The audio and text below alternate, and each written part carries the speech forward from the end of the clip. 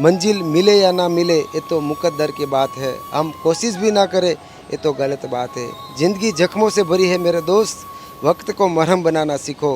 हारना तो जरूर है एक दिन मौत से, फिलहाल ज़िंदगी को गले लगाना सीखो।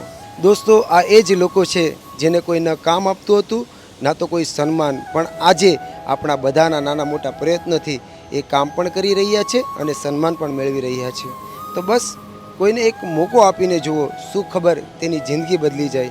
तमे मानो के न मानो तेमां ज सासू सुख अने छासो संतोष छे।